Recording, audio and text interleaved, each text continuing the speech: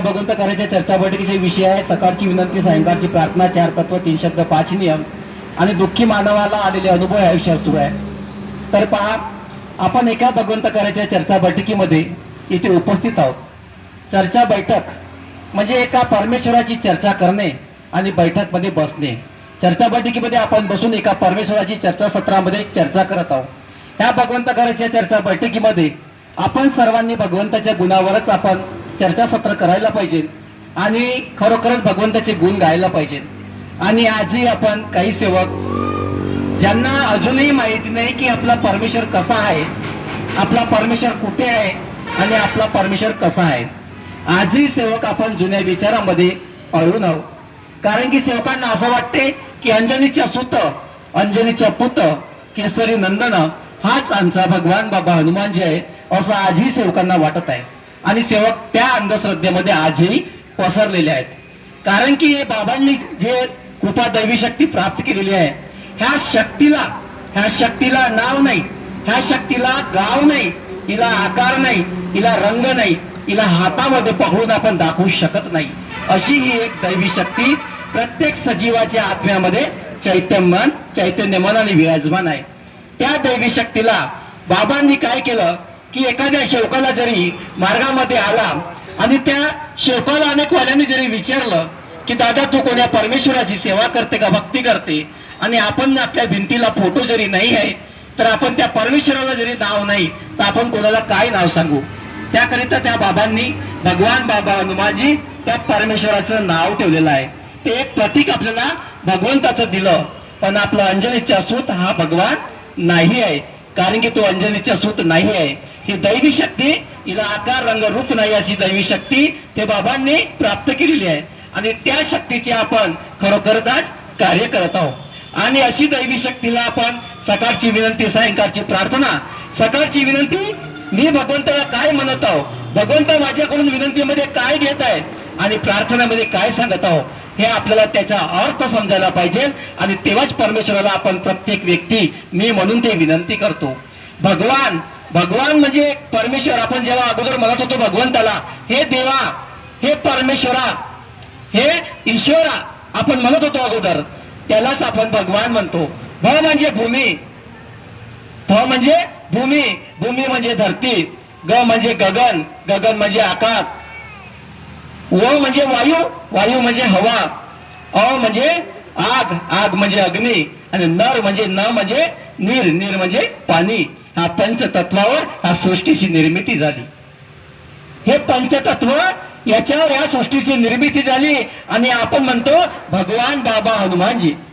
भगवान हे देवा, हे ईश्वरा, हे परमेश्वरा. बाबा म्हणजे पिता. आपण ज्याला अगोदर म्हणत होतो बाबा म्हणजे पिता, जे आपल्या परिवारामध्ये वडीलधारी आहे, आपल्यापेक्षा मानानं मोठे आहे, त्याला आपण बाबा म्हणायचे. हे पहिले आपण म्हणत होतो. म्हणून भगवान बाबा हनुमानजी ज्याचं तोंड वाकडा आहे, गाल फुगली आहे, त्याला हनुमानजी नाव पडलेलं आहे. त्याचं नाव आहे भगवान बाबा हनुमानजी. मी प्रत्येक जीवनामध्ये प्रत्येक व्यक्ती जे बाबाच्या मार्गामध्ये आलेले आहे, प्रत्येक व्यक्ती भगवंताला वचन देते मी म्हणून.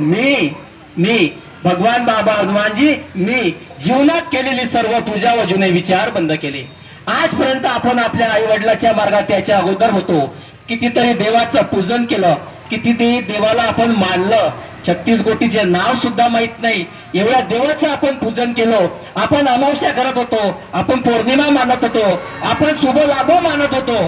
प्रत्येक अंधश्रद्धेमध्ये मांजर जरी आडवी गेली तर 5 मिनिट आपण थांबून जात होतो की बेटा थांब, मांजर आडवी जात आहे, 5 मिनिटं थांब, कारण की शुभ नाही आहे, अशुभ आहे. लग्न जेव्हा आम्ही करायचं मुला मुलीचं तेव्हा सुद्धा आम्ही पंचांग पाहत होतो. प्रत्येक व्यक्तीमध्ये आपण जुन्या विचारामध्ये गेलो होतो. ह्या जुन्या विचारामध्ये बाबाला आपण वचन दिलाय, भगवान बाबा हनुमानजी मी जीवनात केलेली सर्व पूजा व जुने विचार बंद केले. मी मरीन किंवा जगीन, जीवनात एकच भगवंत बाबा हनुमानजीलाच मानेन. कारण की आता माझ्यावर किती वेळ संकट आले, कितीही काही झालं तरी परमेश्वरा मी मागे वळून पाहणार नाही, कोण्या देवाचं पूजन करणार नाही, कोण्या देवाचा कापूर अगरबत्ती घेणार नाही. मी भगवंता तुम्हालाच मानीन. मी माझ्या कर्माने चुकलो. प्रत्येक व्यक्ती मार्गात याच्या अगोदर हा चुकलेला आहे, आपल्या कर्मानं चुकलेला आहे. आपण पहिले चोऱ्या केल्या असेल, दारू पेलो असन, जुवा सट्टे केले, आपण लॉटरी केलेली असन, कोणाला मारला असन, कोणाचा मर्डर केला असन, कोणाची जीवहानी केली असन, हा प्रत्येक कर्माना हा माणूस चुकलेला आहे. म्हणून भगवंताला वचन मागते विनंती की भगवान बाबा हनुमानजी, मी माझ्या कर्माने चुकलो, याची मला क्षमा द्या. केव्हा? ज्या दिवशी आम्ही परमेश्वराची कापूर अगरबत्ती लावतो आणि परमेश्वराला ज्या दिवशी आम्ही विनंती करतो, मार्गात येतो, तो पहिला दिवस, त्या दिवशी आम्ही वचनबद्ध परमेश्वराला होतो. भगवान बाबा हनुमानजीला आम्ही वचनबद्ध होतो.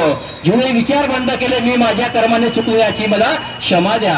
आणि बाबांचे आदेश, सत्य मर्यादा प्रेम. जिथं सत्य आहे तिथे मर्यादा आहे, आणि जिथे मर्यादा आहे तिथे प्रेम आहे.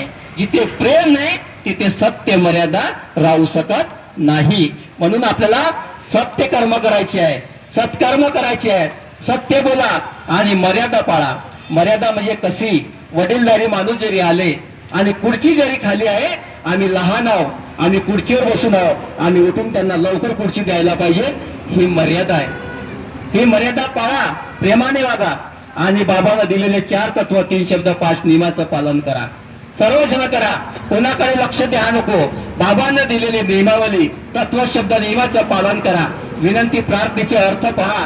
काय म्हणते बाबा, आम्हाला काय वागत आहे, आम्ही काय सांगत आहोत आणि आम्ही काय देतो आणि काय करत आहोत, याच्याकडे लक्ष द्या. आणि खरोखरच भगवान बाबा हनुमानजी दयाळू आहेत.